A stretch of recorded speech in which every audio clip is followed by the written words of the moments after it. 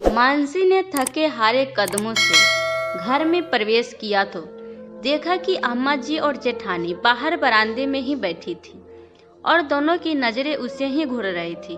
अजीब सी कुटिल मुस्कान थी उनके चेहरे पर, ऐसी मुस्कान जिसने मानसी को अंदर तक तोड़ दिया। साफ पता चल रहा था कि उसके मायके की एक एक खबर इन तक पहुंच गई होगी। पति रमेश की तरफ देखा तो उन्हें तो कोई फर्क ही नहीं पड़ रहा था। आखिरकार उसके मायके की एक एक पल की रिपोर्ट अम्मा जी तक पहुंचाने में उसके पति का ही हमेशा सबसे अहम किरदार होता था। इस बार की महाभारत तो उन्होंने पूरे मिर्च मसाले के साथ बताई होगी। एक बार तो उसका मन किया कि सीधे अपने कमरे में ही चली जाए, लेकिन 15 दिन बाद मायके से लौटी थी तो संस्कारवश सास और जेठानी के पैर तो छूने ही थे।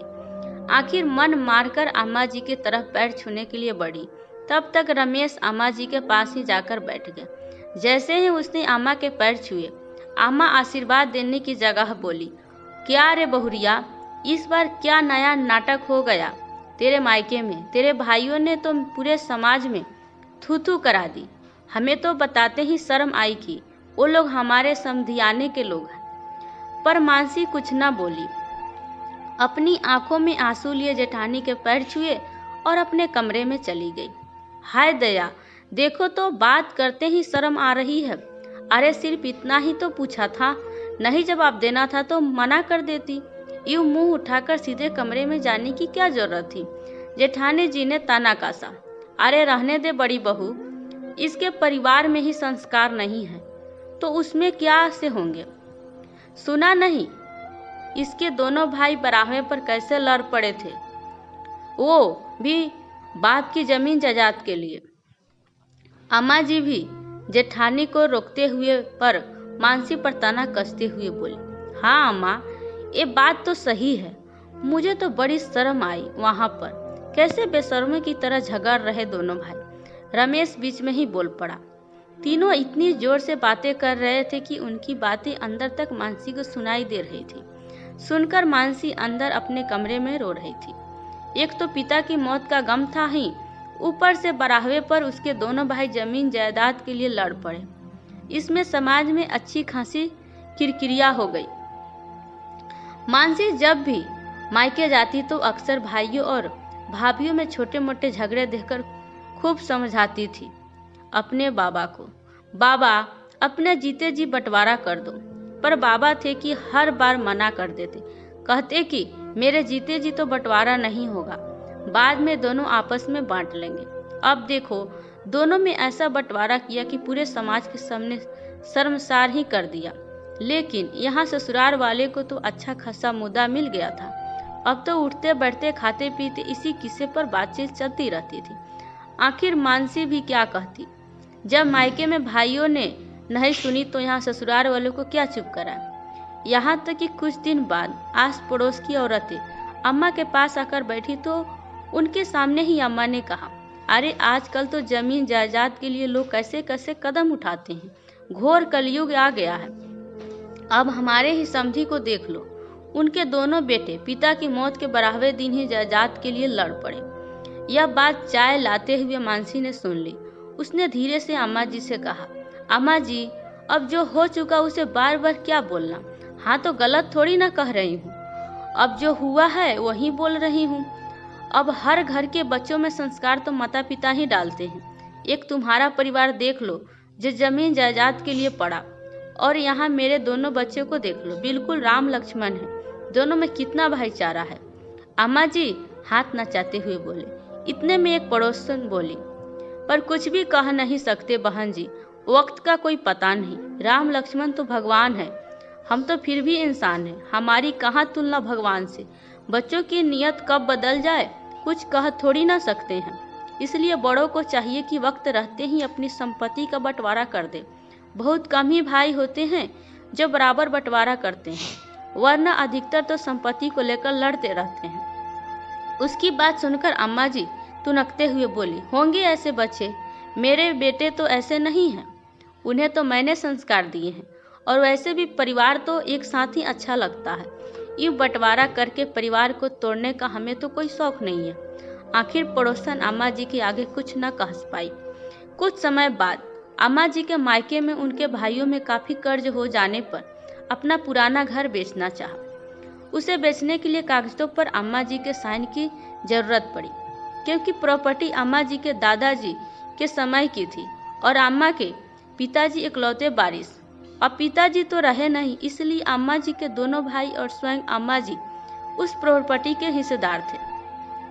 अम्मा जी को जिस दिन पेपर पर साइन करने जाना था, उस दिन रमेश और बड़े बेटे सुरेश दोनों ने अपने काम से छुट्टी कर रखी थी, क्योंकि दोनों को ही पक्का विश्वास था कि कर्ज उतारने के लिए प्रॉपर्टी बेची जा रही है तो अम्मा जी को तो हक दिया ही नहीं जाएगा।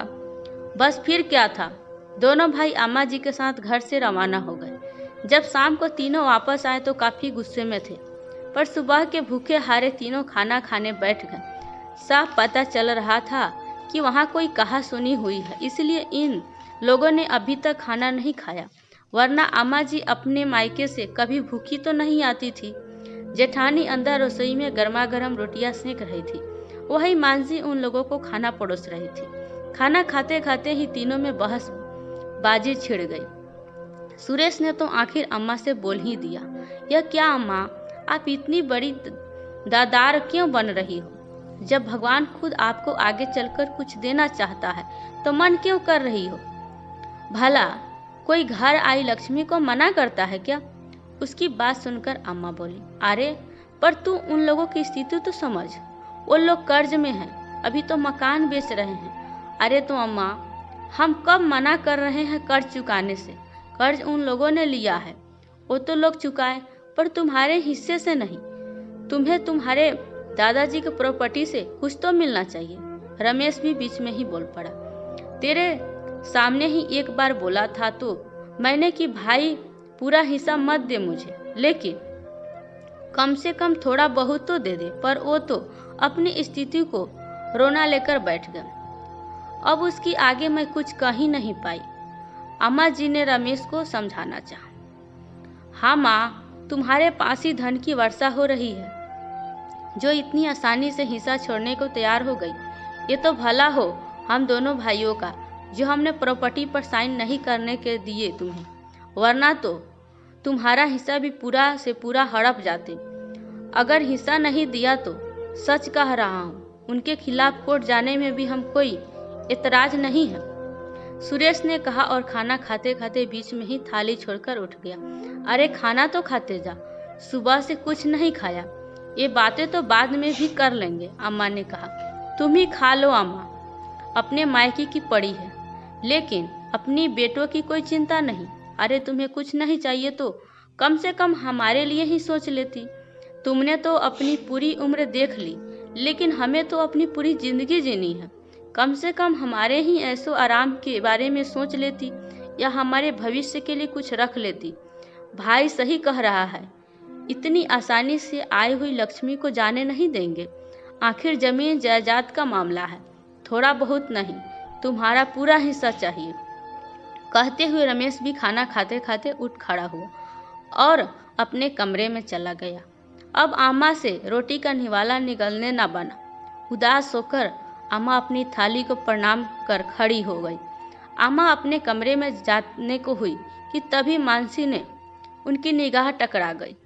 उनसे कुछ कहते न बना, वो चुपचाप अपने कमरे में चली गई। वो दिन तक घर का माहौल ऐसा ही रहा। अम्मा अपने बेटों को समझाती रही, लेकिन दोनों तो मानने को ही तैयार नहीं हुए। 2 दिन बाद जब अम्मा के भाई का फोन आया तो घर में फिर से कहासुनी शुरू हो गई। आखिर आपके भाई की इतनी हिम्मत कैसे हुई अम्मा? आप ही के हिस्से में से आधा हिस्सा आपको देकर आप पर कोई एहसान कर रहे हैं क्या? वे लोग साफ साफ कहो उनसे कि आप पूरा हिस्सा लोगी। सुरेश ने कहा, हाँ अम्मा, अब तो कोर्ट केस होकर ही रहेगा। तुम्हारे हिस्से की एक फुट्टी कौड़ी ना छोड़े वहाँ पर। हम लोग देख लेना, अच्छे से सबक सिखाएंगे उन्हें।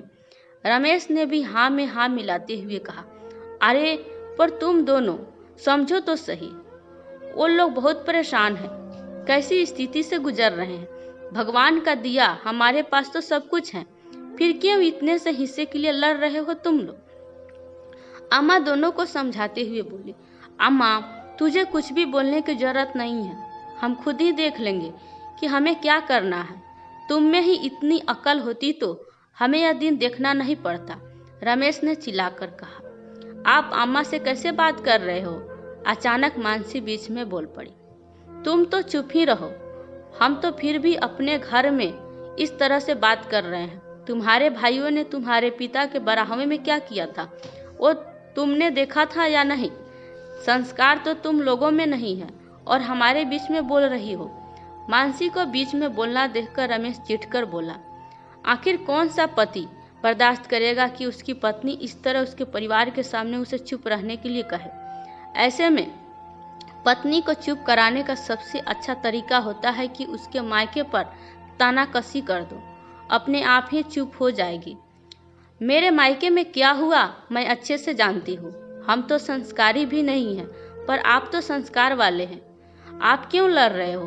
उस दिन मेरे भाइयों को देखकर आपको बड़ी शर्म आ रही थी, अब आज आप क्या कर रहे हो? मेरे भाई तो आपस में ही लड़ रहे थे, पर तुम लोग तो जायदाद के लिए अपनी अम्मा तक से लड़ पड़े, मानसी ने कहा। तो रमेश गुस्से से आग बबूला हो गया। मानसी पर हाथ उठाने के लिए वो आगे बढ़ा तो अम्मा ने उसे रोकते हुए मानसी से हाथ, बहू तुझे बीच में बोलने के लिए किसे कहा? तू अपने मायके में भी नहीं बोल रही थी ना, तो यहाँ भी मत बोल। सही कहा अम्मा जी, मैं तो अपने मायकों में भी नहीं बोली थी, यहाँ तो बोलने पर भी मुझे बिल्कुल भी हक नहीं है। पर अम्मा जी, एक सलाह जरूर दूंगी। भाई तो मेरे पिता के मरने के 12वें दिन जायदाद के लिए लड़े थे, लेकिन आपके बेटे तो कोई भरोसा नहीं, इसलिए अपने जाने से पहले खुद ही बंटवारा कर जाना। जमीन जायदाद है ही ऐसी चीज तो अच्छे अच्छे के संस्कारों को धराशाही कर देती है, कहकर मानसी अंदर कमरे में चली गई। लेकिन मानसी के मुंह से कड़वी की सच्चाई सुनकर अम्मा जी सोचने पर मजबूर हो गई। आखिर सही तो कह रही थी वो, लेकिन अम्मा जी की आखिरी चली थी वो कहाँ? ना तो अम्मा जी ने कभी अपने जीते जी जमीन जायदाद का बंटवारा किया और ना ही अपने मायके में अपना हिस्सा छोड़ा। सिर्फ छूटा तो मायके से हमेशा के लिए संबंध। दोस्तों, कहानी कैसी लगी? यदि अच्छी लगी हो तो लाइक और कमेंट करना बिल्कुल भी मत भूलिएगा। यदि आप मेरे चैनल पर नए हैं तो सब्सक्राइब जरूर कीजिएगा।